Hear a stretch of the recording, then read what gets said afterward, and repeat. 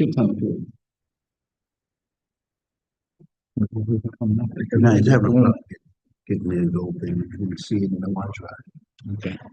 Just go to the email. Go up there. Go for lunch. Did you go to the email? Yeah, I got it now. Wait, could you pass it down? Well, Go by it. I don't depend. Just we're gonna be reading first. oh, okay.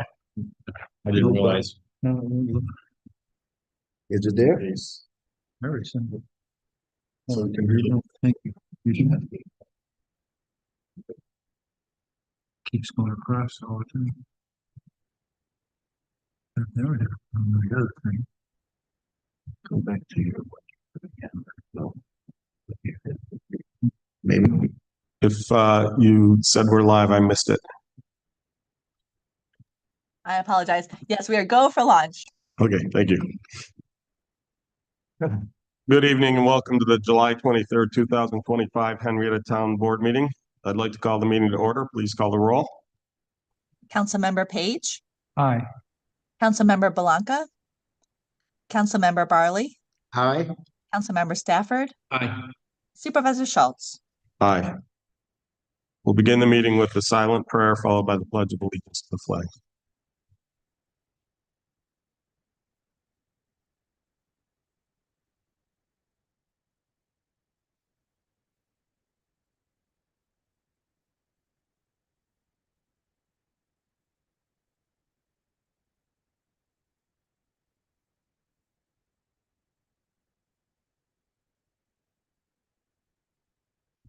Pledge allegiance to the flag of the United States of America and to the republic for which it stands, one nation, under God, indivisible, with liberty and justice for all.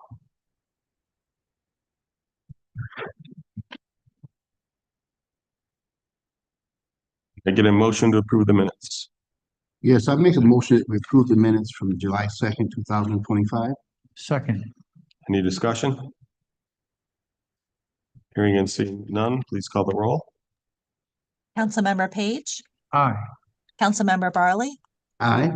Councilmember Stafford, Aye. Supervisor Schultz. Aye.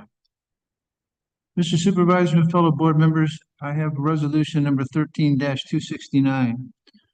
Whereas Zachary M. Toronto has achieved the rank of Eagle Scout in Boy Scout Troop 750. And whereas to achieve that rank, Zachary earned 33 merit badges, including motorboating, which he completed during his first year of summer camp, and personal finance, which included lessons that continue to stay with him. And in doing so, he earned a Bronze and Gold Palm Award for going above and beyond the requirements for Eagle Scout. And whereas during his time in Scouts, Zachary served as patrol leader, assistant senior patrol leader, and senior patrol leader. In addition, he received the Order of the Arrow Brotherhood and earned the National Outdoor Award Camping. And whereas Zachary is a June 2024 graduate of Rush Henrietta Sperry High School, where he graduated with a mastery in mathematics and a mastery in science, and has completed his first year at the University of Rochester, majoring in business with a finance focus. And whereas for Eagle Scout Project, after communication with the town of Henrietta, Zachary built 3 benches to be placed at Chapman's Corner Park. Therefore, be it resolved that the Henrietta Town Board joins the Pinnacle Lutheran Church, sponsors of Troop 750, in recognizing the achievement and honor of Zachary M. Toronto in attaining the rank of Eagle Scout. Seconded. So we've said multiple times that one of the best parts of our job is to recognize the achievements of some of our youth, especially Eagle Scout and Gold Star recipients. It's just, it shows a lot of perseverance. Anyone who's never been involved in Scouts might not be aware that it's only like between 4 and 6% of Scouts who actually make it through to Eagle. It's a lot of work, both for the Scouts and often from the part of the family involved. I, for one, didn't make it into all the way to Eagle Scout. I got involved in junior achievement instead. My son, same thing, although he got involved more in work and sports. And so, you know, again, it's a strong commitment to get it done, and very proud of all the residents of Henrietta, or in the troops in Henrietta, who make this accomplishment. Also, as a former teacher and administrator, Rush Henrietta, congratulations on your mastery, especially in mathematics and finance. I may hire you to work with my wife someday. Real soon. Just want to congratulate you, and, you know, and knowing the parents, they've got to be real proud. So congratulations to everyone. Well, congratulations, Zachary, and on your first year at RIT too, huh? U of R? The U of R. So business finance, very interesting field. That's what I do for a job. Very nice. Congratulations on your accomplishments. Zachary, what's your plans for next year? You're going to continue at U of R? Oh, great. Best of luck. Any comments from the public? Then hearing and seeing none, please call the roll. Councilmember Page, Aye. Councilmember Barley, Aye. Councilmember Stafford, Aye. Supervisor Schultz. Aye. Congratulations. We'd like to get a picture of you with the certificate. As I mentioned, you know, because our fifth board member's not here, he would really very much love to sign it. So we will get that to you at your court of honor next week.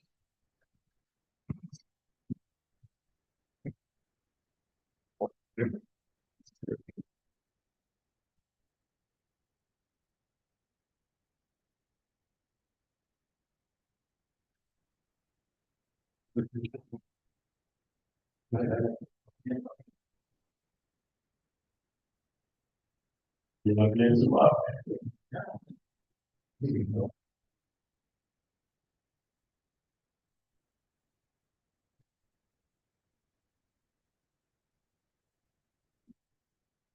Red Sox. Go Bills.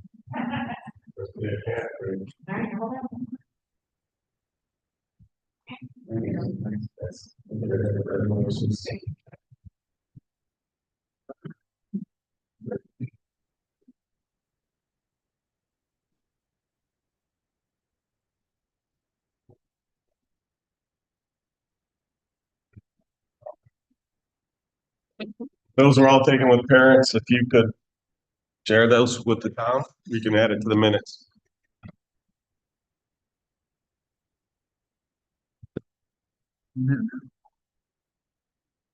While he's doing that, why don't you go ahead, Rob?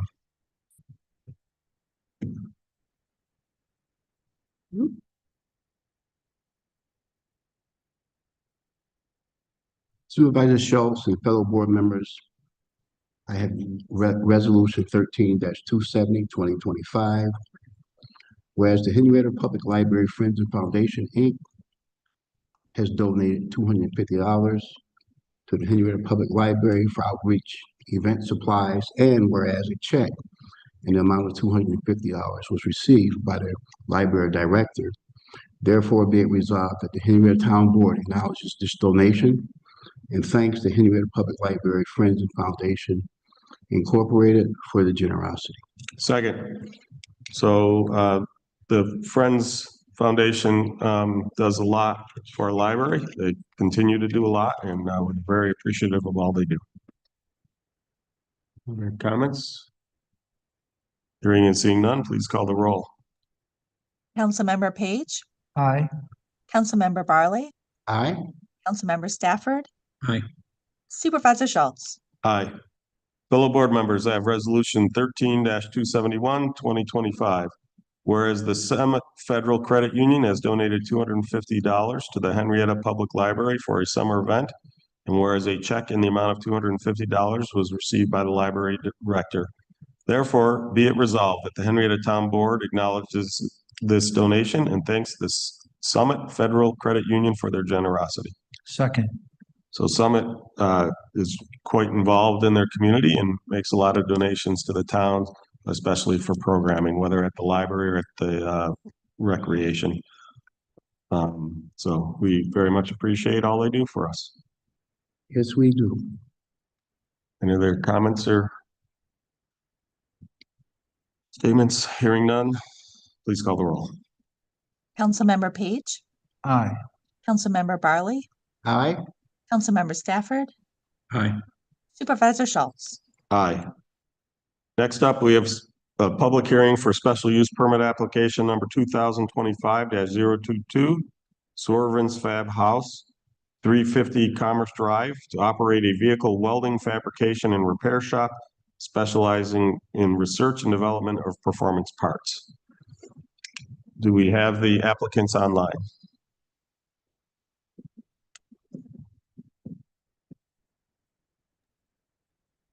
They are here online.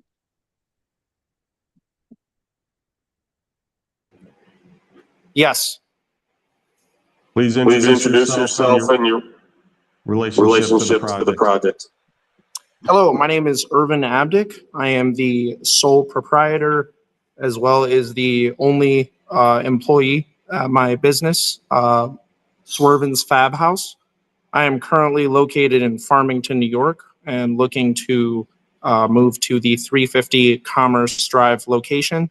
What I specialize in is TIG welding and building high-end performance parts, as well as research and development for vehicles, more so in the higher end of things. For example, Lamborghinis, higher end Audis, Porsches, and that matter. What are you looking with this shop? Well, essentially what it does is it allows me to expand from my current location, first and foremost. It gives me a lot more space. I'm kind of cramped where I'm at currently. The second aspect of me wanting to move the business there is the ability in which I can now have my first lift installed and then a second lift installed, expanding my ability to work more and more efficiently. And then building, obviously, any sort of high-end vehicles that may come in for specific custom work, whether that be body reinforcement, exhaust work, specific engine bay cleanup portions or procedures, anything of that nature. Okay, so this application is primarily for essentially the fabrication and repair shop? Yes, it's just for welding. We don't do any like repairs. If any repairs were considered, it would be on the offhand of, locals in Henrietta, because I am from Henrietta, bringing me, small little items that they need fixed up, for example, lawnmower decks or whatever. But what I mainly will be doing consistently day in and day out is high performance fabrication for vehicles. When you were talking with the building department, there was some mention of like a car show. You're not still looking to do that here, are you? Well, a big portion of our clientele is obviously a part of the car community, and being able to create a safe environment, a legal environment, as well as an environment in which not only the town can benefit from, but the community can also benefit from, was one of our main reasons also for expanding into a larger space, solely because of the otherwise, I would say, negative outlook that sometimes people have on the car community. And we're trying to change that, especially being the fact that we're locals, as well as a small local business, me and my wife, Hannah. It didn't really answer my question. Yes, we are planning, or ideally still planning, to have car shows or car meets there, yes. Are you planning to sell any cars there? No cars will be sold or bought.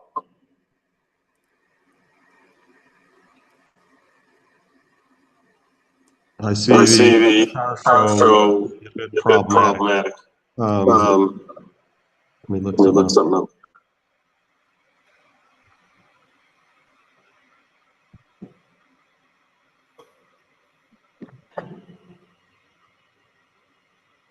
Will the car show be open to the public? And will there be cost to get in? So ideally, there usually is a first come, first served basis. I don't exactly, my clients and other people already spend a lot of money with us anyways, so I don't view that them entering a car show with a specific cost in mind is necessarily the best go-to, but that isn't something that is out of the scope of the equation. That can definitely be introduced if there was something that required that, especially if there was extra permits or whatever that could circumvent the cost of that as well. In terms of being open to the public, anybody in the public that would like to be a part of quote unquote the car show or the car meet, car event, whatever you would like to word it as, they would be able to come, but the parking and the space would obviously be limited, and that would have to be contingent upon other businesses in the area allowing either, you know, specific portions of their current parking lots to be used, of their parking lots to be used, or if any grass areas or whatever. In that aspect, I would obviously speak to the businesses first, but that is kind of the overall idea. Okay, Okay, but but I was I was wondering if wondering can can an an average guy off the street just show up to this car show if if it's it's approved? approved.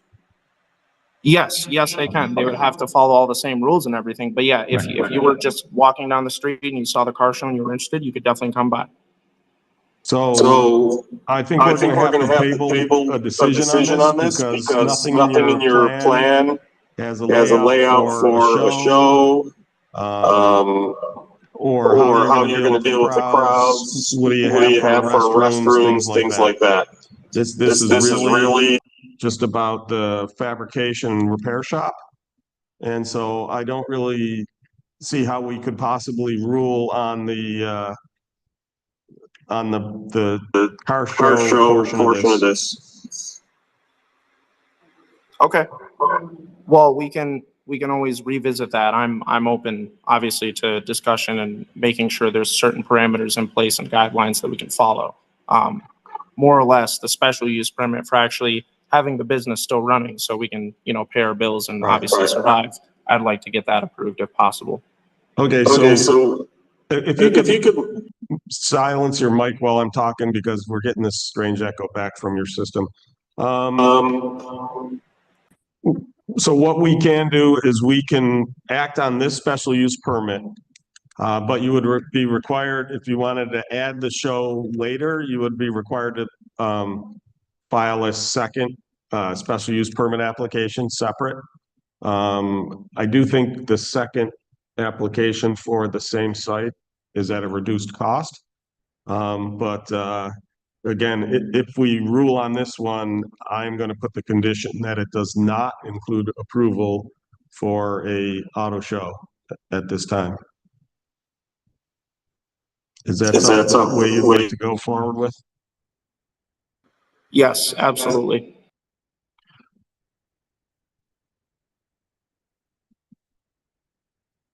Okay, I'm just writing out the condition.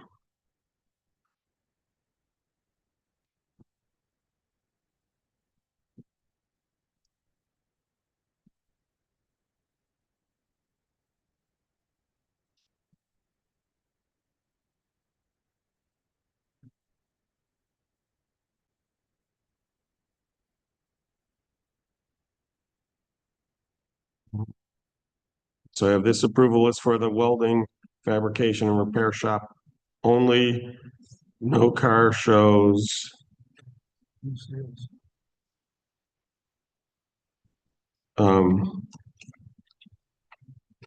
Well, sales, he's not selling cars.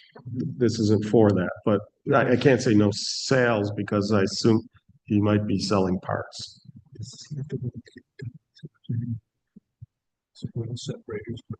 Well, that's gonna have to happen, yeah. Okay, so, no car shows or other business, let's say, other activities about additional express approval.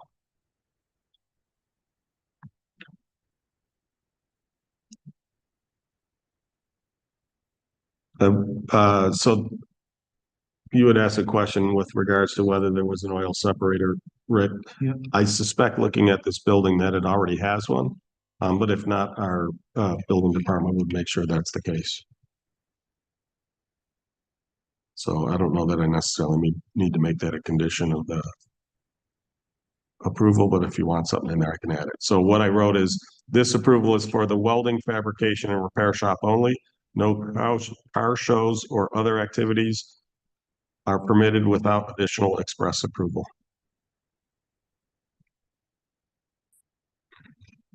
Anyone else have any suggestions as far as further restrictions? I think that covers it. That's approval through the town board, right? Express approval.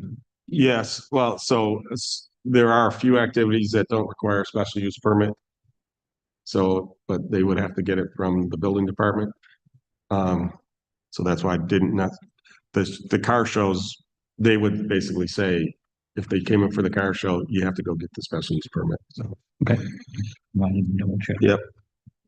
Any other questions, comments? Anybody wish to speak with regards to this application? Then hearing and seeing none, I'm going to close the public hearing for special use permit application number 2025-022, Swerven's Fob House.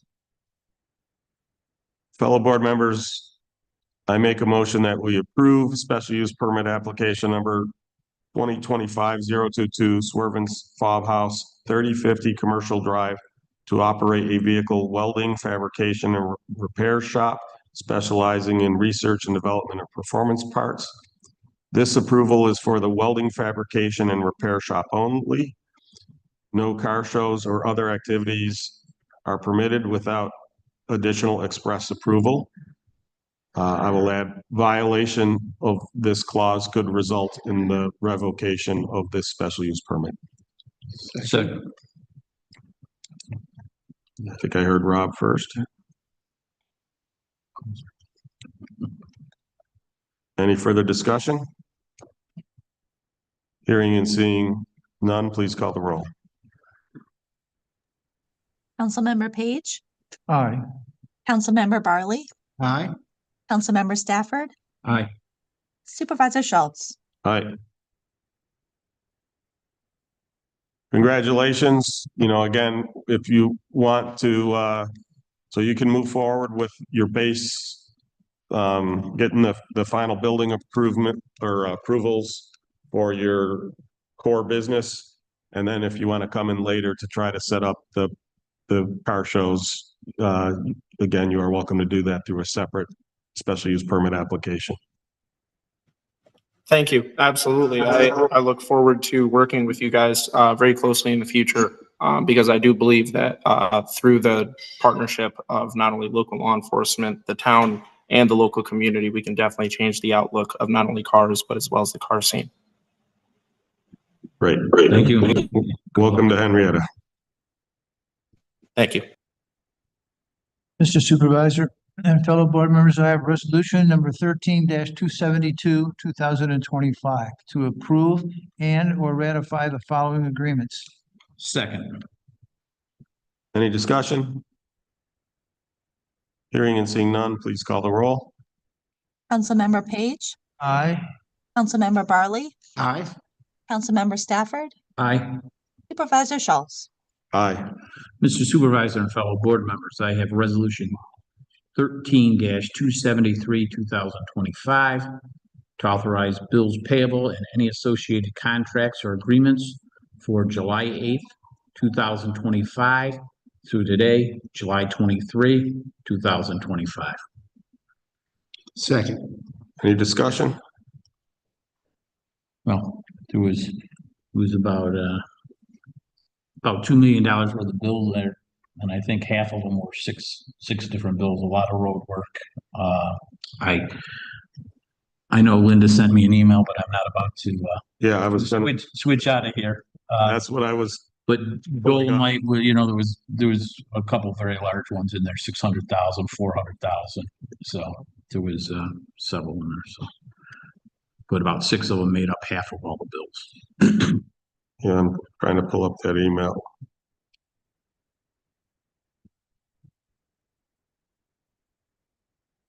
There we go. Yeah, so the DPW roof replacement, that was 475,000. Again, that one was paid for through a grant. I think that grant was from Assembly Member Bronson, because I think this roof was through Senator Cooney. We have paving projects, $346,000. One of the last payments on the spray park, 46,000. And then the East River Road project was 709,000. So that's in three components. The first is a SAM grant through DASNY. That portion was 32,700. We have a multimodal grant through the DOT, that's 16,222. And then we have a seeker mitigation portion, 660,000. I'll note that those funds are not from taxpayers. Those funds are from developers. So basically what we instituted back in 2019, knowing that the traffic was increasing heavily on East River Road, we worked with the county, did a study, and basically determined how much work would need to do to improve East River Road, and then split that up amongst the expected number of additional traffic put on the road by build out of projects, whether they're residential or commercial. And then we came up with I think it's $800 per car added to the road during either the morning or evening rush time, essentially. So all that money was collected from developers who have been building along East River Road area. So again, was a way to get this done without spending property tax dollars, and instead spending the dollars of the developers who are making money off the projects that are contributing to the traffic. I will note that the SAM grant was obtained by our former state senator. Yeah, thank you. I just lost his name, Patrick Gallivan. The reason it took DASNY forever to get through the approval process. And then the multimodal 4 grant through the DOT, that was from the offices of Assemblymember Bronson. So we've had a lot of support from our legislators in Albany, and very much appreciate it because it's part of what helps us keep our taxes down. Yes, it is. Any other questions or comments? Hearing and seeing none, please call the roll. Councilmember Page, Aye. Councilmember Barley, Aye. Councilmember Stafford, Aye. Supervisor Schultz. Aye. Fellow board members, I have resolution 13-274, 2025, to appoint the assessor for the coordinated assessment program with the town of Rush. Second. So for those who do not recall, in October of 2023, we entered a coordinated assessment program with the town of Rush through an intermunicipal agreement that saved us both towns money in the cost to do reassessments. It also enabled us to receive a sizable grant from the state for the consolidation of governments. The way appointed assessors work is it's a fixed term, and all the terms across the entire state all end this September 30th. And so we have to reappoint them. So we are approving the joint reappointment, and we'll need Rush to do the same. If they decide not to do that, then we will come back and just appoint Amy as our town assessor, but we would rather do it through the coordinated assessment program as it saves money. Yes, And go ahead. that was a big reassessment they did for our town and Rush. Yep. They did a great job. Amy and her cohorts, and the independent guy that was here also. Yeah, so, one of the things I'll say, nobody likes reassessment, especially us, because we get all kinds of heat for it. But it's part of New York State law currently, real property tax law. And, we're now in what's called a cyclical reassessment program, which basically means We only do reassessments every 4 years, or townwide reassessments every 4 years. In between, then it's primarily properties that have changed, been altered. But with this crazy real estate market, it just has resulted in some astronomical growth. And the thing that is bothering me is that with this system, residential properties are growing at a faster rate than commercial properties. So what that has the net effect of doing is shifting the tax burden from commercial properties to residential properties. In addition, within the residential properties, smaller homes tend to increase in value from a percentage standpoint faster than large homes. So even within the residential communities, that's shifting the tax burden from the large properties to the small properties. The system really needs to change. I won't go through all of my thoughts on that again. You guys probably Right. sick of hearing me about it, but it really needs to change. I've started to have some discussions in Albany. I do intend to bring this to the Association of Towns and to see if I can get them to put something on their legislative agenda, or at least do the research on how we could potentially change this so we never have to do reassessments again. We'll see. Any other questions, comments? No, besides, it'd be very interesting to see how Webster makes out. Yeah. Their assessment hasn't been done since, I think, 2004. All their properties should at least double. Yeah, But the residential, some residential probably even tripling. right.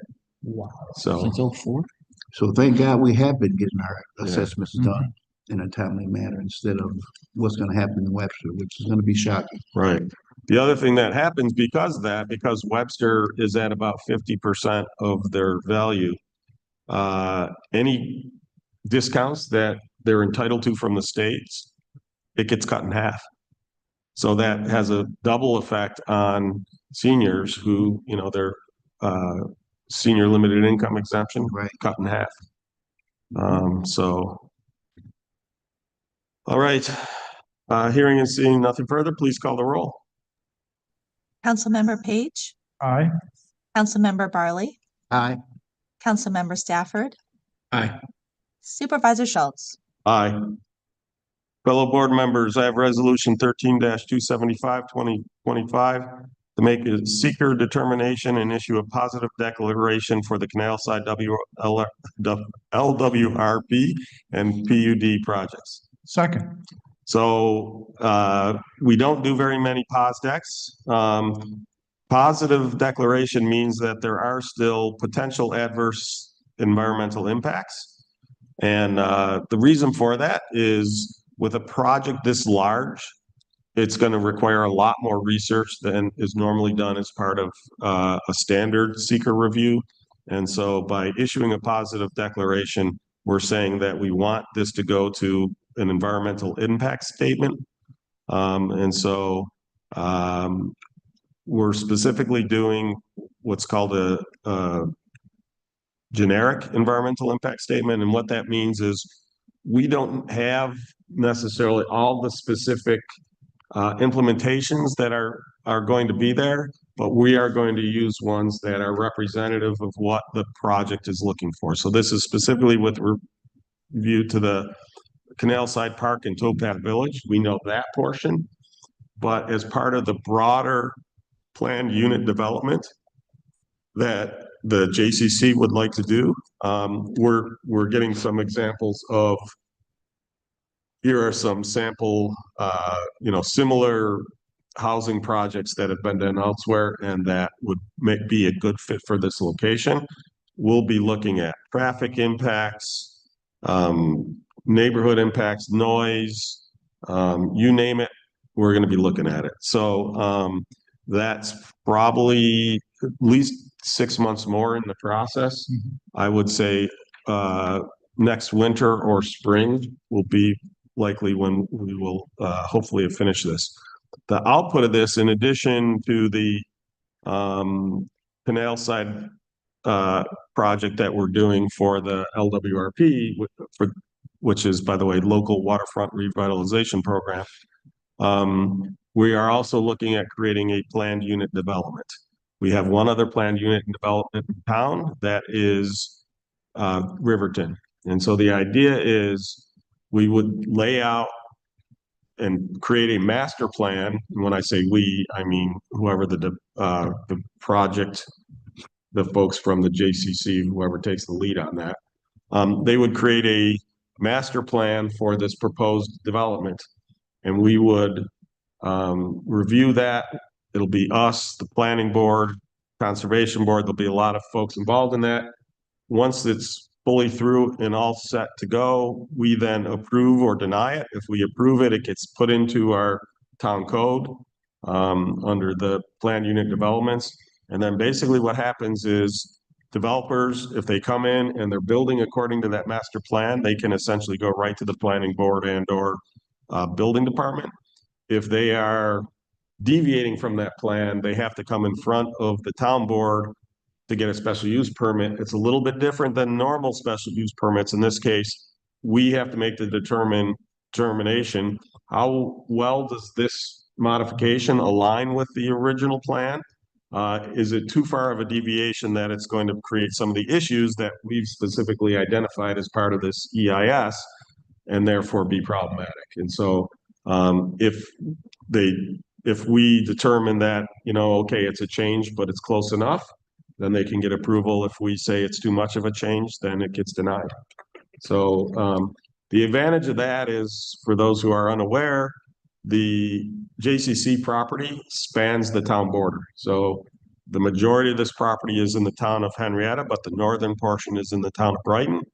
The town of Brighton has been very concerned about, well, if they approve a portion, and I'm going to exaggerate, will Henrietta come in and say, well, you can build a 30-story apartment building here and create all this traffic issue? Obviously, we wouldn't do that, but that's part of their concern. The advantage of doing this as a planned unit development is, again, as we just stated, you have to build per that plan or get approval from the town board. Now, one of the things we've discussed the potential of doing here, and part of this research will be the legality of that and how does it hold up, is that what we would do is we would have both towns adopt the master plan, because some portion of it would be in Brighton. And then for either side to modify the plans, you would need a special use permit from both town boards. So that way one side or the other couldn't unilaterally change things. And so that should hopefully make Brighton comfortable enough to approve this, because to be perfectly honest, for this to really work, we need a secondary exit out to French Road. We'll probably make it right in, right out only to avoid the possibilities of left turns and the danger, although again, that's something we're going to study in the GEIS. Go ahead. That was my question, is because I figured that some would have to be in Brighton, and I was gonna say, what happens if we approve and Brighton doesn't? It's a done deal, right? Well, so then what would happen is, no, they could potentially keep the northern part empty. What might have to do is, arguably, they are required to give an entrance to a parcel. Now, what they might potentially do is say that it has to be a gated entrance, which would meet the requirements for fire, but it would not be as convenient to the residents. So, but the idea is then, if that would be large, they could require that be largely empty, or more accurately, they could build to the current code, which is essentially the equivalent of our, it's single family. So they could build only single family homes in the Brighton side. They don't need a special use permit for that. They could have the road go out. Again, they can't deny that. They have to be able to provide an access out. And there's folks on the other side, the ones who largely oppose it. Oh, by the way, that's what they have. They have a road that's a cul-de-sac that comes out onto French Road, and they have a bunch of single family homes around it. So, but it's Brighton, so who knows? Can I ask a question? Absolutely. I think it would be wise for us to check with Bright and see if they'd be interested in having a combined executive session between the two town boards, so that information is not being relayed by a third party or by someone who doesn't have a clear vision. It might save a lot of time if we could all sit down together ahead of time and come to those agreements. It might be with the Absolutely agree with you. We've already started that. So we've had our engineers get together. We've had the supervisors get together. I didn't know. Yep, we just haven't gotten to the point where we pull the board all together. Thank you. Yep, but that would certainly be part of this EIS process. Okay. The EIS process, by the way, also includes a number of public hearings, public presentations, and then there's some public hearings to actually adopt the draft GEIS. And then basically, once you've done that, you have hearings, you gather all the feedback, you have to address all that feedback to create the final GEIS, and then you adopted it. Three, you should remember, we did this in 2019 as part of our update to the comprehensive land use plan. Yeah. Yep. Yeah. Rick, It's I a think lot that's of work. that's a great idea. Yeah. Thanks for. Because again, there's no question, there are some potential adverse impacts that we have to take a look at. So I like that idea of everybody sitting down, Yeah. Oh, I same agree. room. Get it done Thanks. together. All right. Any other questions, comments? Hearing and seeing none, please call the roll. Councilmember Page, Aye. Councilmember Barley, Aye. Councilmember Stafford, Aye. Supervisor Schultz. Aye. Mr. Supervisor and fellow town board members, I have resolution number 13-276, 2025, to authorize the supervisor to sign a decommissioning agreement and an agricultural easement and a deed restriction agreement for the Green Spark Solar Energy Facility located at 55 Tobin Road. Second, Any questions or comments? just a comment, I've had some people ask about the solar projects and the decommissioning, if it was gonna be enough. Steve and I had, when we were talking the other night, I just think it should be known if the bond isn't enough, that the property owner is ultimately responsible for any more costs to get the stuff removed, so. Yeah, so, That but, is- right.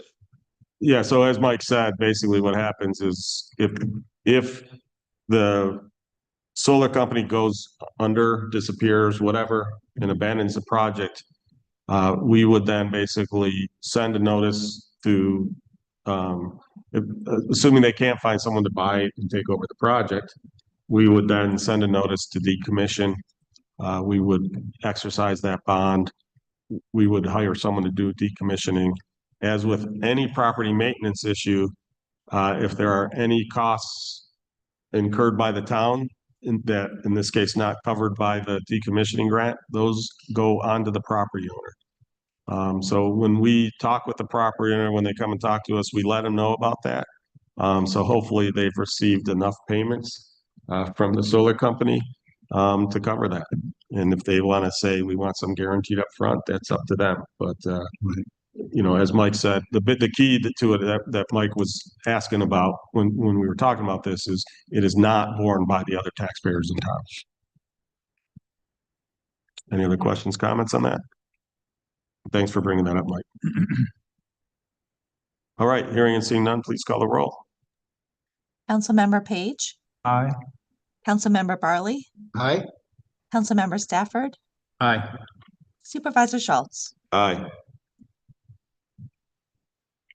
Mr. Supervisor and fellow board members, I have resolution 13-277, 2025, to approve the Hell Brooks Road Solar Pilot Agreement. Second. So one of the things with these pilot agreements, in New York State, we get about half the sunlight as southern US does, and that's not counting cloud cover. It's probably about a quarter of the sunlight when you take into effect cloud cover. And so the projects do struggle to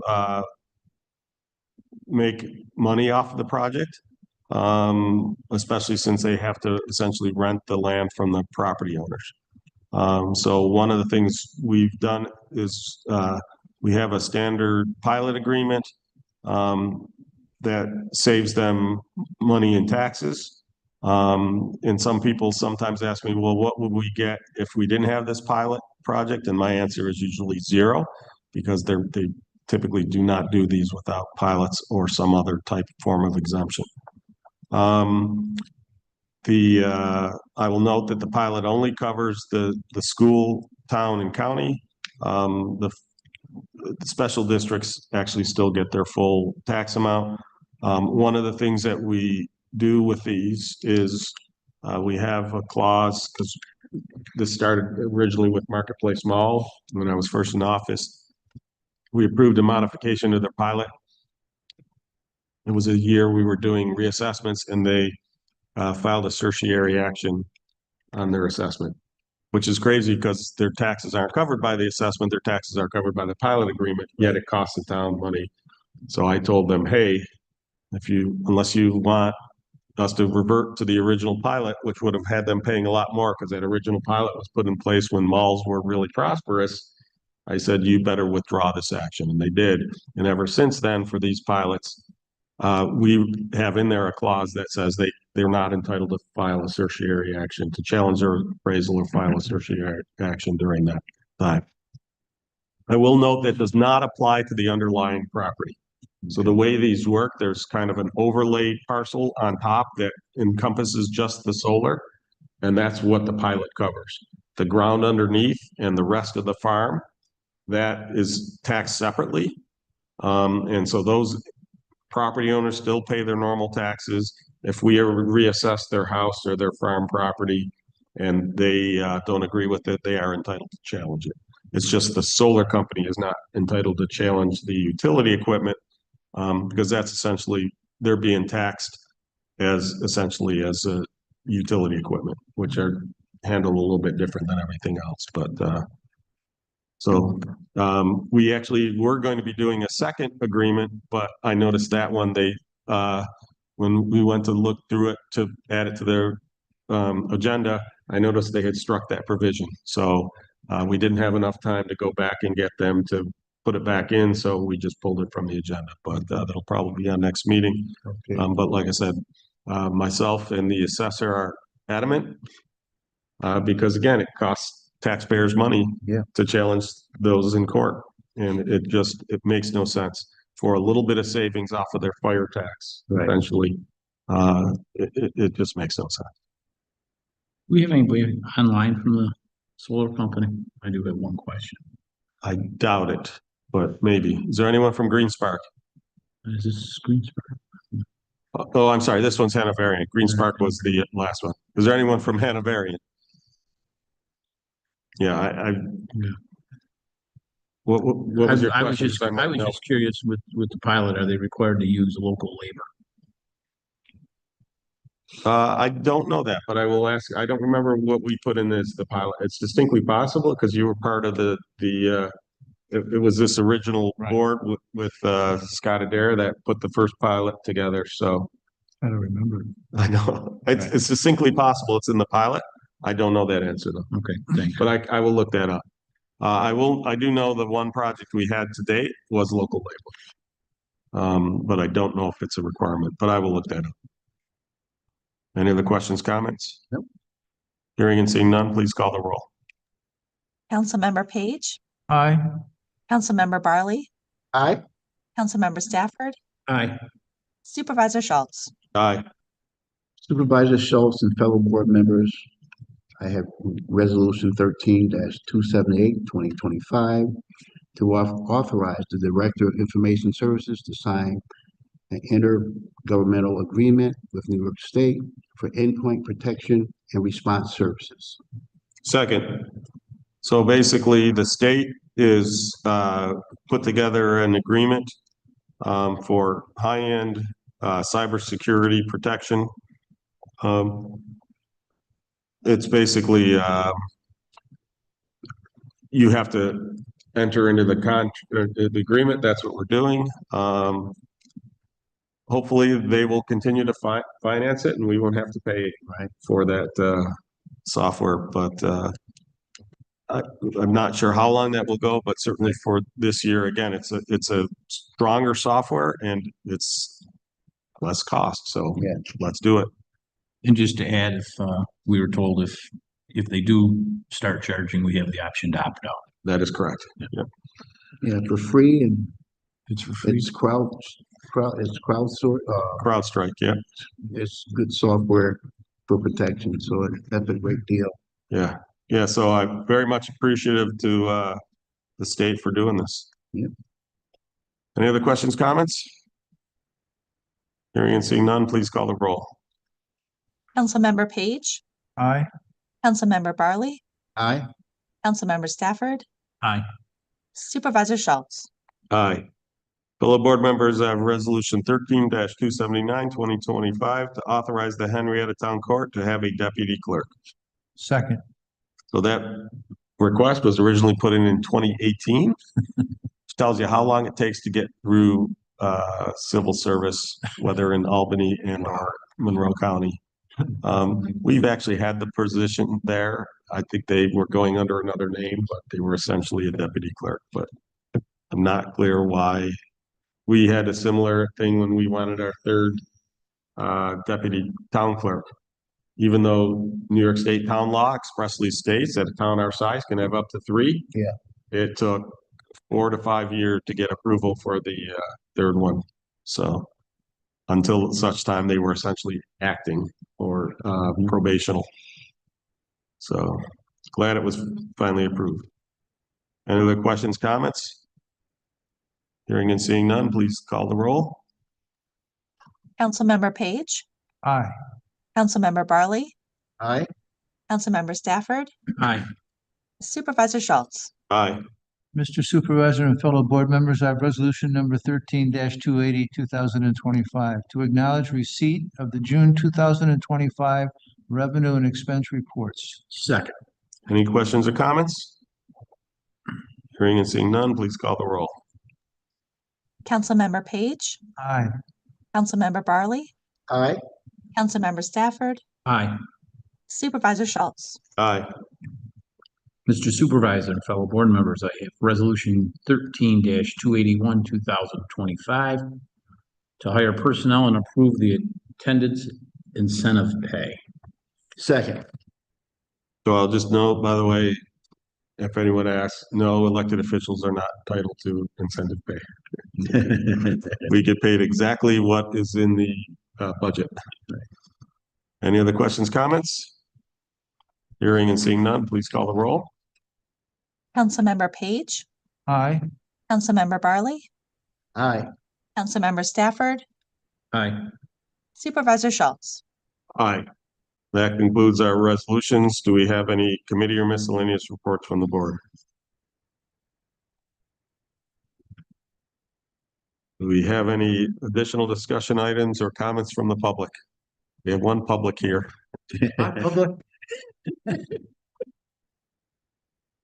Then hearing and seeing none, can I get a motion for adjournment? Make a motion to adjourn. Second. Hearing no objections, meeting adjourned.